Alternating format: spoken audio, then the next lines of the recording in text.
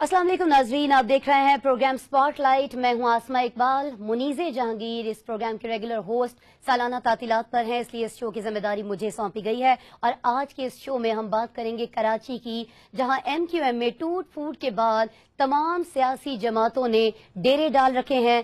खासा अहम दिखाई दे रहा है अब बाकी सियासी जमातों के लिए कराची शहर। और आज हमने देखा कि नून लीग के सदर शहबाज शरीफ ने भी कराची ही से इंतखाबी मुहिम का आगाज किया है। और पहली दफा ऐसा हो रहा है नाजरीन के मुल्क की बड़ी सियासी जमातों के रहनुमा कराची के सियासी दंगल में कूद पड़े हैं। हम इस पर भी बात करेंगे। और NA 249 से शहबाज शरीफ, इमरान खान NA 243 और बिलावल भुट्टो NA 246 से इलेक्शन में हिस्सा ले रहे हैं। लेकिन दूसरी तरफ सिंध की निगरान हुकूमत पर ग्रैंड डेमोक्रेटिक अलायंस ने भी अपने शदीद तहफ़्फ़ुज़ात का इजहार किया है और इलेक्शन कमीशन को आज एक खत लिख दिया है।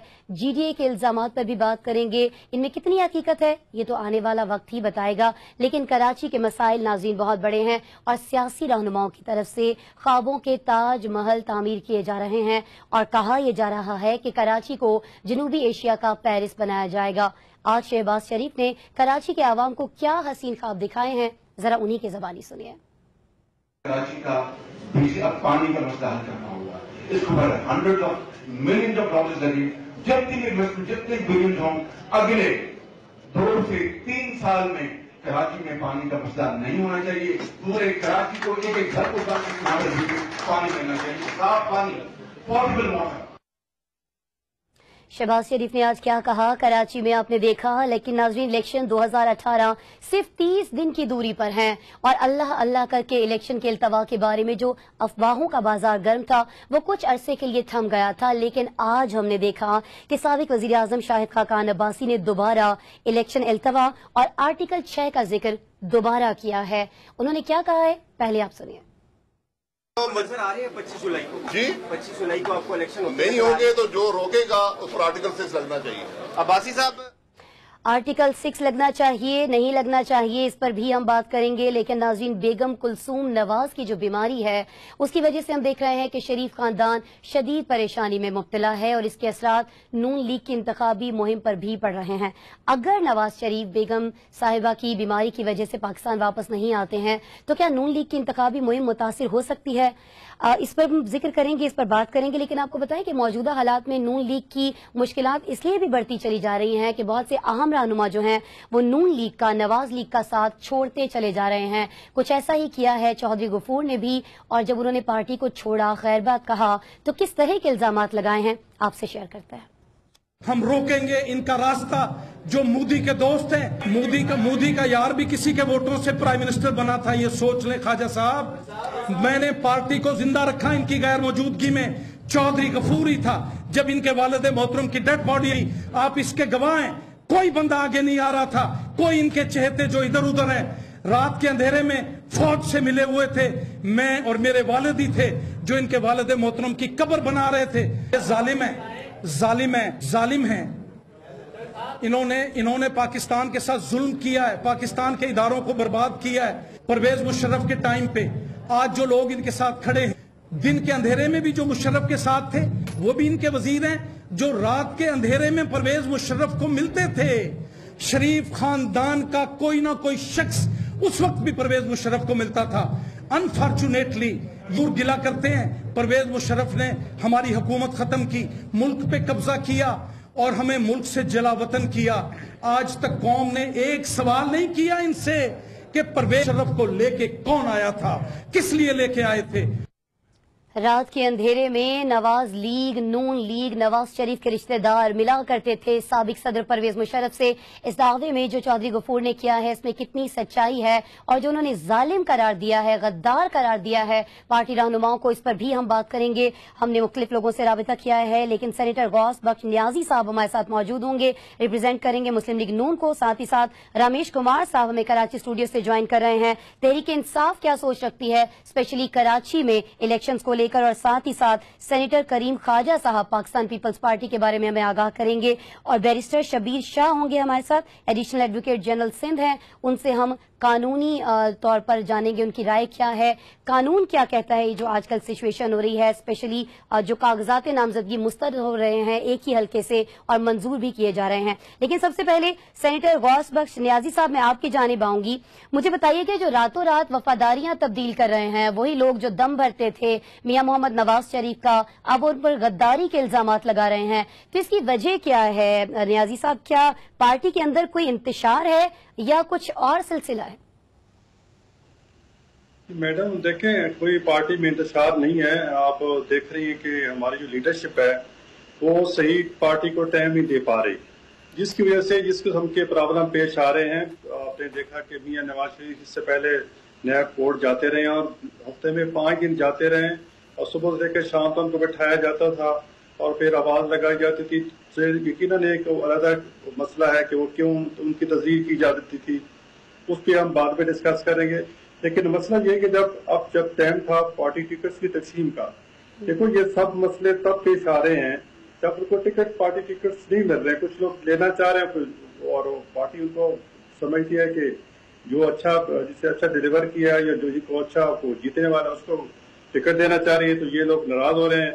اس وجہ سے آپ دیکھیں کہ ہماری جو ہے لیڈرشپ اور ہماری بیگم کلثوم نواز جو ہیں وہ زندگی اور موت کی کشمکش میں مبتلا ہیں, اور اس میں ظاہر ہے کہ میاں صاحب اتنا ٹائم ہی پارٹی کو دے پا رہا ہے جتنا دینا چاہیے, اور یہی ٹائم ہوتا ہے پارٹی کو کنٹرول کرنے کا اور ایک لائن میں لانے کا. تو اس کے یہ مسئلے تھوڑے بہت پیش آ رہے ہیں. اکا دکا آپ دیکھو مسلم لیگ کوئی چھوٹی پارٹی نہیں ہے, کچھ تانگی کی پارٹی نہیں ہے. ماشاءاللہ اس کے پاس پہلے بھی تقریباً 180 کے قریب MNS تھے, اس میں اگر 10-12 چلے گئے تو کوئی بات نہیں, اگر 1-2 ناراض ہو گئے تو کوئی بات نہیں. لیکن دکھ اس بات کا ہے کہ ایسے گھرانے الزام لگا رہے ہیں کہ ایسے لگانا نہیں چاہیے, یا تو انڈر پریشر ہے. اب قادری صاحب زعیم قادری صاحب ہمارے بھائی ہیں, ان کے ساتھ بڑا ہمارے احترام کا رشتہ ہے, لیکن اس جو الزام لگے جو بڑا دکھ ہوا. ان کو کوئی نیب کی طرف سے پریشر تھا جو تو وہ کسی سے ڈسکس کر سکتے تھے. ایسی باتیں نہیں کرنی چاہیے ہمیں. ایک سیٹ کے لیے اگر ہم پارٹی میں گھرانے کا الزام لگائیں گے تو پھر میرے خیال میں, اور پارٹی نے شاید اچھا فیصلہ کیا ہے کہ ہم اس کو منائیں گے نہیں. اچھا, آپ کو یہ لگتا ہے کہ چودھری غفور نے یا باقی لوگوں نے جو الزامات لگائے وہ صرف ایک ٹکٹ کے لیے؟ لیکن مجھے یہ بتائیے گا, جیسا کہ بھی آپ نے خود ذکر کیا کہ لندن میں کلثوم نواز صاحبہ زیر علاج ہیں, میاں محمد نواز شریف وہاں مصروف ہیں. ہماری دعا ہے کہ اللہ تعالیٰ بیگم صاحبہ کو جلد صحت یاب کرے. لیکن یہ بتائیے گا کہ اگر میاں محمد نواز شریف واپس نہیں آ سکتے ہیں اپنی بیگم صاحبہ کی صحت کی وجہ سے, ان کی کنڈیشن کی وجہ سے, اب تو پارٹی کو لیڈ کون کرے گا؟ جو انتخابی مہم ہے اسے کون چلائے گا؟ شہباز شریف چلائیں گے یا مریم نواز چلائیں گے؟ دیکھو دونوں, دیکھو مریم نواز صاحبہ تو چونکہ ان کی والدہ ہیں وہ تو ادھر ہی شاید رہیں گی, اور پارٹی صدر ہمارے شہباز شریف صاحب ہیں, وہی انہوں نے مہم شروع کر دی ہے. آج کراچی جو الحمدللہ مہم شروع کی ہے اور بہت اچھا رسپانس ہے, اور کراچی کی دکھتی رکھ پہ انہوں نے ہاتھ رکھا ہے اور کہا ہے کہ میں 6 مہینے میں انشاءاللہ کراچی کا کچرا صاف کر دوں گا, اور 3 سال میں جو ہے وہ پانی کا جو مسئلہ ہے میں حل کر دوں گا. بہت بڑی اچیومنٹ ہے اور ان کی کمٹمنٹ ہے, انشاءاللہ وہ پورا کریں گے. کراچی سے الیکشن آپ دیکھیں گے کہ میاں صاحب شہباز شریف صاحب کراچی سے ضرور جیتیں گے. کراچی کے ہمارا جتنا ووٹ بینک کراچی میں بڑا ہے, ہمیں تو مطلب کرائسس میں دھکیل دیا گیا, پاناما میں, پھر نیا کورس میں. ہم تو کراچی کی طرف پہلے ہم نے توجہ نہیں دی, اس لیے کہ جی چونکہ صوبائی حکومت کا کام ہے وہ کام کرے. جب وہ نور نہیں کر سکے, ہم نے کراچی کی طرف توجہ نہیں دی, تو پھر پاناما والا کیس شروع ہو گیا. جب میاں صاحب نے 2 کراچی کے دورے بھی کیے, لوگوں سے ملے بھی صحیح. لیکن نیازی صاحب کہیں ایسا تو نہیں ہے کہ ابھی جو MKM کے ساتھ سچویشن ہوئی ہے اس پر آپ کو لگا ہو کہ اب کراچی کا جو گراؤنڈ ہے وہ خالی ہے تو چلیں وہاں چل کر کھیلتے ہیں؟ کیونکہ اس سے پہلے تو ہم نے دیکھا کہ کراچی پر کبھی اتنی مہربانی, اتنی توجہ نہیں رہی ہے نون لیگ کی. نہیں, اس میں آپ کی بات بالکل ٹھیک ہے کہ ایک ویکیوم کریٹ ہوا ہے MKM کے جانے کے ٹوٹنے کے بعد, اور ظاہر ہے وہاں, بلکہ میں تو یہی کہوں گا ایک مطلب ایک ٹیررزم پھیلا ہوا تھا کراچی میں جس کو ختم کیا گیا. کراچی ایک مطلب پاکستان کا معاشی ہب ہے, اور ہمارا کراچی سے تو بہت سارے سرمایہ دار دبئی اور بنگلہ دیش بھاگ گئے تھے بیچارے, اور وہ واپس آنا چاہ رہے ہیں, جس کے لیے ہم نے ہماری حکومت جو ابھی ختم ہوئی ہے اس میں وہ پونے ان کے وقت ملے اپوزیشن رہنماؤں سے ملے کہ ہم پاکستان میں سیکورٹی کی سچویشن بہتر ہوئی ہے, ہم پاکستان میں واپس آنا چاہتے ہیں. صحیح ہے. سیکورٹی سچویشن کے علاوہ کراچی میں آپ کے پاس ایسے کون کون سے کارڈز ہیں جس پر آپ کھیل سکتے ہیں الیکشنز میں؟ اس پر بھی میں آپ سے نیازی صاحب بات کروں گی، لیکن ہمارے ساتھ کراچی اسٹوڈیو سے رمیش کمار صاحب موجود ہیں، ریپرزینٹ کریں گے تحریک انصاف کو. رمیش صاحب، 2013 کے الیکشنز میں ہم نے دیکھا تھا کہ بڑے حیرتوں کے تحفے دیے تھے ہمیں تحریک انصاف نے. میں آپ سے بات کرنا چاہوں گی عزیز آباد کی، جو گڑھ سمجھا جاتا ہے ٹپیکلی اردو بولنے والوں کا، اور کہا جاتا ہے کہ ایم کیو ایم کا وہاں پر بڑا ہولڈ ہے، لیکن وہاں سے آپ کی پارٹی نے 44,000 ووٹ لیے تھے. تو کیا 2018 کے الیکشنز میں بھی کوئی ایسی سچویشن دیکھیں گے ہم؟ شکریہ. دیکھیں، میں سمجھتا ہوں کہ اس وقت جو الیکشن ہو رہی ہے سندھ کے اندر اور کراچی کے اندر، سندھ کے اندر جو ہے جی ڈی اے کا بھی رول ہے، مگر کراچی کے اندر آپ ایم ایم اے کو بھی سمجھیں، ایم کیو ایم کو بھی سمجھیں، ہے پی ایس پی بھی ہے، پی ٹی آئی بھی ہے، پیپلز پارٹی ہے، ایم کیو ایم ہے، مگر پی ایم ایل این کہیں پہ بھی نظر نہیں آتی. یہی بات ہے کہ جیسے پاناما کے سلسلے میں، یہ کیسز کے سلسلے میں پی ایم ایل این کے جو ایڈوائزر ہیں میاں صاحب کو غلط ایڈوائز دیتے رہے، آج پھر میاں شہباز شریف کو غلط ایڈوائز دیتے رہے اور 249 کے اوپر شہباز شریف کو لے کے آئے ہیں. مجھے سمجھ میں نہیں آتا ہے کہ کیوں جو ہے وہ ایسے غلط ڈیسیشن لیتے ہیں. اس وقت پی ایم ایل این کا صفایا ہے، پی ایم ایل این کا کوئی جو ہے وہ، کیونکہ سب کو پتا ہے کہ پی ایم ایل این کی اب پوزیشن کمزور ہو گئی ہے. اب فیڈرل گورنمنٹ کے اندر جو میجارٹی، چاہے بلوچستان، چاہے کے پی کے، چاہے پنجاب کے اندر اس وقت جو ہوا چل رہی ہے وہ پی ٹی آئی کی چل رہی ہے. تو پی ٹی آئی پھر بھی یہاں سے سندھ سے لے گی ووٹ، مگر کراچی کے اندر آج بھی جو میں حقیقت کی بات کروں گا، آج بھی ایم کیو ایم جو ہے وہ سب سے زیادہ سیٹیں لے گی، اور دوسرے نمبر پہ آپ کی Peoples Party, P T I, P S P, M M A, یہ مقابلے ہوں گے، چند سیٹیں وہ لے گا، چند سیٹیں وہ لے گا. اس طریقے سے بھی مجھے نون لیگ کی کوئی سیٹ نظر نہیں آتی ہے. رہی بات جی ڈی اے کی، جی ڈی اے آپ کا انٹیریئر سندھ کے اندر جی ڈی اے بھی مقابلہ کرے گی، پی ٹی آئی بھی مقابلہ کرے گی پیپلز پارٹی سے، کہ تھرپارکر ہے، عمر کوٹ ہے، خیرپور ہے، ڈسٹرکٹ تھرپارکر ہے، اور اپنا ڈسٹرکٹ سانگڑ ہے. ان ڈسٹرکٹ کے اندر بہت بڑے مقابلے ہیں. میں سمجھتا ہوں وہاں پہ پیپلز پارٹی کو شکست ہوگی. باقی جو وہاں پہ شکست ہوگی، کچھ پی ٹی آئی، جو ایم کیو ایم کا کچھ ووٹ بینک ہے، وہ کچھ یہاں سے بھی گین کر سکتے ہیں کراچی سے. تو میں سمجھتا ہوں الیکشن کے لیے تجزیے ضرور کیے جا سکتے ہیں، مگر الیکشن کی 100% پریڈکٹ کرنا یہ غلط فہمی ہوتی ہے. جیسے ابھی آپ نے خود کہا کہ پی ٹی آئی کا اتنا ووٹ بینک جو ہے وہ 2013 میں نظر آیا، مگر فیصلے جو ہے اب کس پارٹی نے کتنے صحیح کیے، اس وقت اگر ووٹ بینک کے حساب سے دیکھا جائے تو میں سمجھتا ہوں کہ کراچی کے اندر آج بھی ایم کیو ایم کے بعد دوسرے نمبر پہ ووٹ بینک جو ہے وہ پی ٹی آئی کا ہے، تیسرے نمبر پہ پی ایس پی اور پیپلز پارٹی کا ہوگا. مگر اب کون سی کینڈیڈیٹ کہاں سے لڑ رہے ہیں اور کیا اس کا جو نتیجہ نکلے گا، کون کس قسم کے پتے کھیل رہے ہیں، یہ کارڈ کھیلنا جو ہے، اور الیکشن ڈے جو ہے، تجربے کا بندے کہاں پہ آ رہے ہیں اور الیکشن ڈے کیسے منایا جا رہا ہے، کیونکہ وہ بھی ایک بہت بڑی جو ہے وہ، جیسے اب پی ایس پی ہے، پی ایس پی کے اندر انیس قائم خان. ٹھیک ہے رمیش کمار صاحب، آپ ہمارے ساتھ موجود رہیے گا. آپ نے فیصلوں کی بات کی ہے، شکست کی بات کی ہے، تو آپ سے ٹکٹس کے معاملے پر بھی بات کریں گے. سکندر بوسن صاحب پر بھی میں آپ سے بات کروں گی، لیکن ابھی ہم رخ کریں گے سابقہ سینیٹر کریم خواجہ صاحب ہمیں جوائن کر رہے ہیں کراچی اسٹوڈیو سے. خواجہ صاحب، سب سے پہلے تو بہت شکریہ ہمیں وقت دینے کے لیے. آج ہم دیکھ رہے ہیں کہ خادم اعلیٰ جو خود کو کہلاتے رہے ہیں وہ کراچی میں پہنچے ہیں، اور انہوں نے بڑے دعوے کیے ہیں کہ وہ اسے جنوبی ایشیا کا پیرس بنا دیں گے. آپ سے میں پوچھنا چاہوں گی کہ اب سے تھوڑا سا پہلے ہم نے دیکھا تھا اسمبلی کے اندر خواجہ اظہار الحسن نے آپ سے سوال کیا تھا، پاکستان پیپلز پارٹی سے سوال کیا تھا کہ 600 ارب روپے ملے تھے یہاں پر صوبائی حکومت کو سندھ کے اندر، لیکن کوئی ایک یو سی بھی ایسا نہیں ہے جسے آپ ماڈل کہہ سکیں. تو پھر کس طرح سے آپ الیکشنز میں مقابلہ کریں گے دیگر جماعتوں کا؟ Thank you very much. سب سے پہلے تو یہ کہ آواز جو ہے وہ ہو رہی ہے، ایکو ہو رہی ہے، پر میں کوشش کروں گا. پیپلز پارٹی نے صوبہ سندھ اور اس کی راجدھانی کراچی کے لیے بہت سے کام کیے ہیں. اس میں آپ دیکھیں گے روڈ رستے، اس میں آپ دیکھیں گے کہ نئے ہاسپٹلز بنے ہیں، آپ دیکھیں گے کہ ہم نے جو ایجوکیشن میں کمپریہنسو اسکول اور Cambridge level, O level schools ہم نے ہر ضلع میں متعارف کرائے ہیں، نوکریاں ہم نے دی ہیں، اور بہت کچھ ہم نے لوگوں کو دیا ہے، بہت کچھ نہیں بھی دیا ہے. آئیڈیلی ہم یہ نہیں کہہ سکتے کہ دودھ کی ندیاں بہی ہے، پر پھر بھی ہم نے کوشش کی ہے. اب جہاں تک کراچی کا تعلق ہے، کراچی 35 سال سے یہ مارا ماری کی نظر تھا، انٹرنیشنل کنسپائریسی کی نظر تھا. میں یہ کہوں گا کہ جو امن امان ہوا ہے اس میں political parties, law enforcing agency, police, ranger, فوج، ان سب کا ہاتھ ہے، اور سب سے بڑھ کے यहाँ के लोगों की विल, और सी पैक जो कि आसिफ जरदारी के दौर में चीजें आगे बढ़ी और उसके बाद इस हुकूमत ने भी बढ़ाई, तो सी पैक की वजह से चाइना की डिमांड थी कि पाकिस्तान में टेररिज्म खत्म हो। जब किताबें लिखी जाएगी तो उसमें आप ये भी कहें कि सी पैक की वजह से पाकिस्तान में टेररिज्म और दीगर चीजें खत्म हुई हैं और ये सब ऑपरेशंस चले हैं जिसमें हमारी भी कंसर्न थी, पॉलिटिकल पार्टी सबकी। तो कहने का मतलब है कि अब कराची के लोगों को जो नफरत के बजाय मोहब्बत चाहिए, जो नफरतें 35 साल में जो रही हैं एथनिक बुनियाद पर, लिंग्विस्टिक बुनियाद पर, मजहबी बुनियाद पर, अब लोग नेशनल पार्टीज की तरफ देख रहे हैं। सही करीम साहब, आपने सही कहा, कराची के लोगों को नफरतों की जगह पर मोहब्बतें चाहिए। कराची के लोगों की तो बात आपसे मजीद मैं करूंगी, लेकिन मुझे बताइए कि थर के लोगों को भी एक हॉस्पिटल चाहिए। आपने भी हॉस्पिटल की बात की। पिछले दिनों हम खबरों में देख रहे थे, पढ़ रहे थे, लोगों को बता रहे थे कि बहुत से बच्चे मर रहे हैं यहाँ पर खसरा की वजह से। तो वहाँ थर में तो आप लोगों ने कोई काम नहीं किया। उन बच्चों के लिए कौन से हॉस्पिटल है? वो तो टूटी चारपाइयों पे पड़े होते हैं।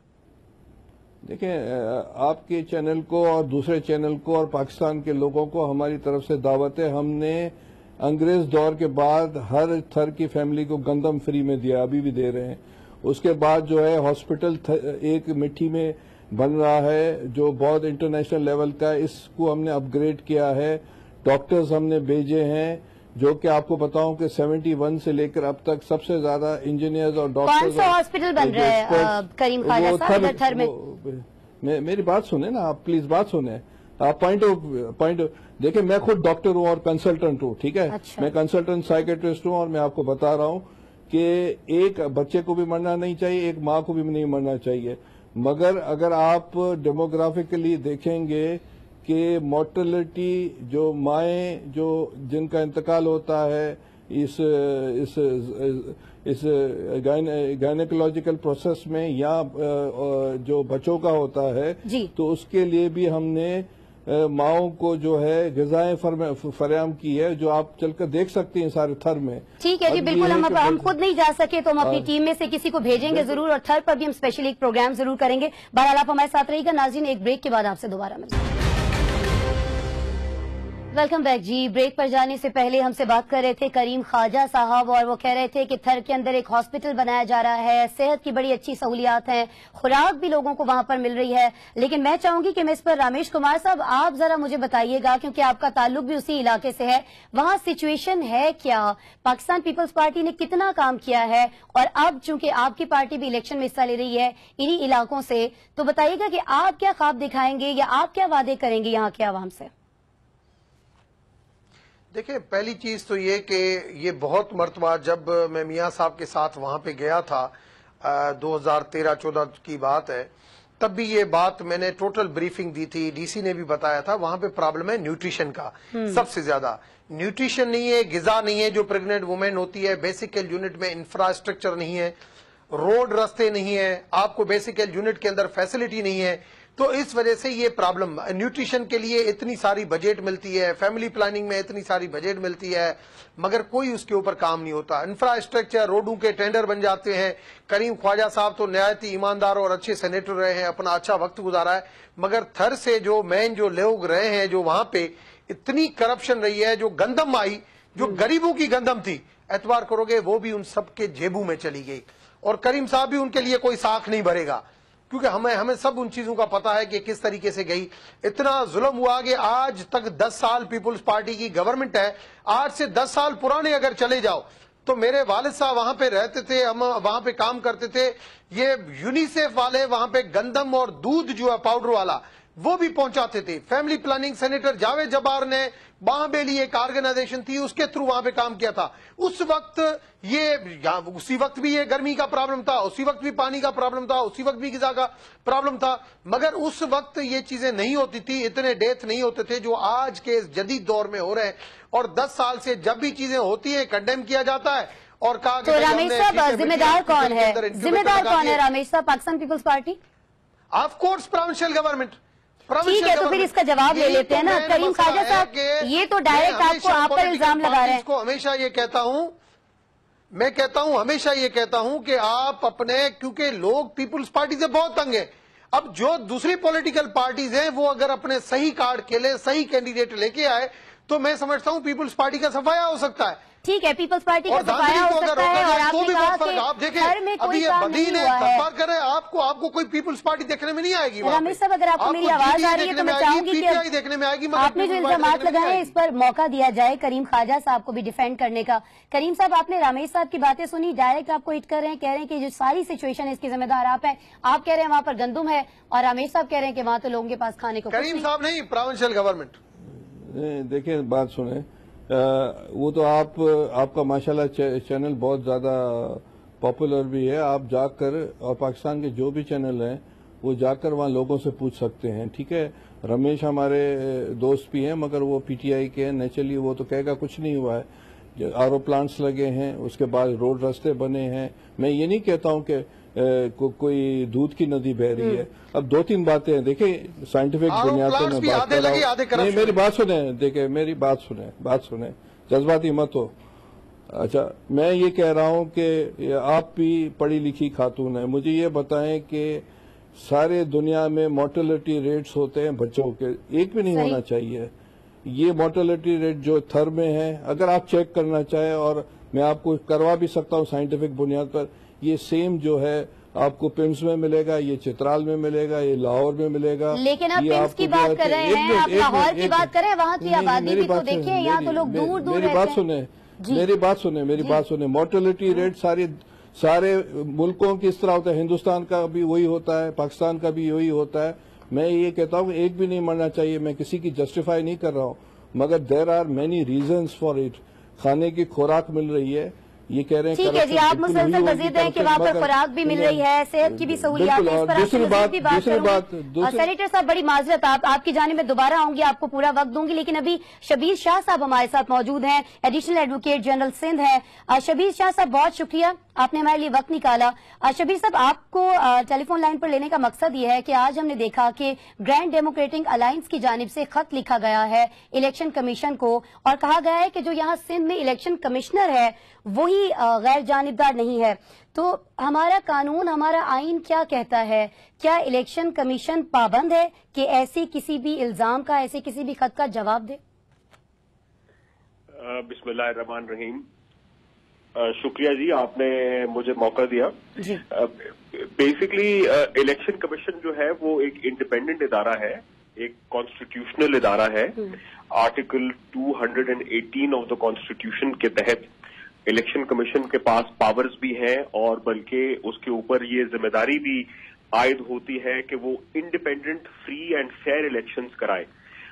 جیسے آپ نے دیکھا کہ اس وقت انہوں نے کئی صوبوں میں جیسے اٹارنی جنرل آف پاکستان اور ایڈوکیٹ جنرل پنجاب اور کئی ایسی اپوائنٹمنٹس اور کئی بیوروکریسی میں چینجز الیکشن کمیشن نے بڑے آسانی سے کی.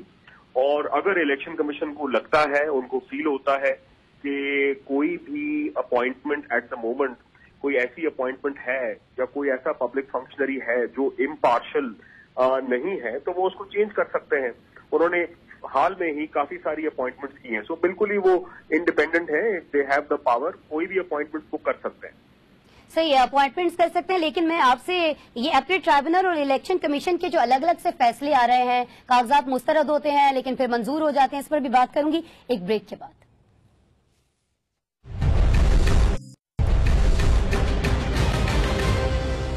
اسپاٹ لائٹ میں ایک بار پھر سے خوش آمدید. ہم بات کر رہے ہیں اپنے مہمانوں سے, اور اس وقت آپ کو بتائیں کہ ہمارے ساتھ سینیٹر غوث محمد خان نیازی صاحب موجود ہیں. ان سے پہلے بھی ہم نے گفتگو کی ہے پروگرام میں, ایک بار پھر انہی کی جانب رخ کروں گی.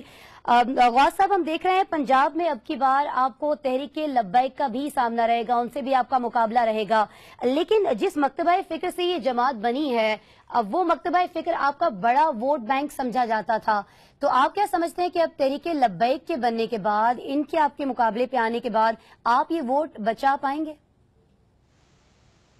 میڈم, ایک تو میں بتاؤں کہ جو پہلے ان کا زور تھا لبیک والوں کا, تحریک لبیک والوں کا, وہ نہیں رہا. اچھا. اور بات کو بھی آپ یہ سن کر حیران ہوگی کہ تحریک لبیک والے ہمیں کہہ رہے ہیں کہ ہمارے ساتھ سیٹ ایڈجسٹمنٹ کر لیں. اب سیٹ ہے وہ یہ ہو سکتا ہے کئی جگہوں پہ ہو بھی جائے, کیونکہ مذہبی ووٹ تو ہر جگہ ہوتا ہے. MMA والے بھی کہہ رہے ہیں, تحریک لبیک والے بھی کہہ رہے ہیں, تو ہماری یہ شاید ایڈجسٹمنٹ کسی کچھ سیٹوں پہ ہو جائے. لیکن جو ان کا جو طریقہ اپنایا ہوا ہے وہ بالکل غلط ہے. کہ جی ایک ختم نبوت کا ایک ہم پہ الزام لگا دیا گیا ہے، حالانکہ حقیقت یہ ہے کہ ہم اس کو بچانے والے تھے۔ اس کو جب سینٹ میں چونکہ سینیٹر ہوں، سینٹ میں جب بل آیا تھا تو سب سے پہلے یہ جو ہے کہ حافظ عبداللہ اور میں نے یہ جو اس کو اس کے خلاف مخالفت کی تھی، اور پیپلز پارٹی اور پی ٹی آئی نے کہا تھا کہ جی آپ یہ کہتے ہیں کہ ختم نبوت کا خانہ اس پہ ہونا چاہیے، اور اس پہ تو ہمارے تو قومی اسمبلی میں کوئی ہندو ہوتا ہے کوئی سکھ ہوتا ہے، تو یہ کیسے ہونا چاہیے؟ تو ہم نے کہا کہ جو ہم یہ خانہ مسلمانوں کے لیے کہہ رہے ہیں، جو مسلمان ہیں اس کے لیے ختم نبوت کا ایشو خانہ ہونا چاہیے، اور اس پہ ہوتا ہے، اور اس پہ پی ٹی آئی نے مخالفت کی تھی۔ اب مجھے سمجھ نہیں آتی کہ یہ لوگ پی ٹی آئی کو تو سپورٹ کرتے ہیں، پیپلز پارٹی کو سپورٹ کرتے ہیں، اور ہم نے جن کو ڈیفینڈ کیا ہے ان کی غلط پرسپشن ہے، اور ہماری تمام تر کوشش کے باوجود یہ سمجھ نہیں پا رہے۔ بہرحال عوام آپ کو سمجھ چکے ہیں، ہم عوام کو اپنا میسج دے رہے ہیں کہ ہماری حکومت کے دور میں ختم نبوت کا جو ایشو تھا جو کہ 1976 میں پاس ہوا تھا، اس سے زیادہ بہتر انداز میں اس میں آئین میں اور قانون میں ڈال دیا گیا ہے، تو اسی تو سب کچھ شکر گزار ہونا چاہیے، لیکن اس چیز کو سیاسی ایشو بنا دیا ہے، تو ہم انشاءاللہ اس کو فیس کریں گے، کوئی ایسی بات نہیں ہے۔ ٹھیک ہے، آپ کہہ رہے ہیں کہ آپ اس کو فیس کریں گے، لیکن یہ جو ڈیلی میل میں ایک بار پھر سے اثاثوں کی بات ہوئی ہے، اور پھر فواد چودھری صاحب نے اس پر بڑی تنقید سے بھری ہوئی پریس کانفرنس بھی کر دی ہے، اس پر بھی میں آپ سے بات کروں گی، لیکن ابھی میں چاہوں گی کہ میں بات کر لوں پی ٹی آئی کے رمیش کمار صاحب سے۔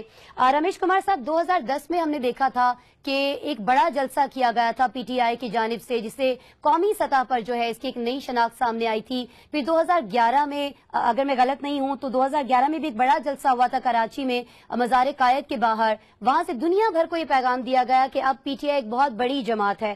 تو کیا آئندہ کچھ دنوں میں ہم دیکھیں گے انتخابات سے پہلے کہ ایسا ہی ایک اور جلسہ کراچی میں ہوگا؟ عمران خان صاحب آئیں گے کراچی؟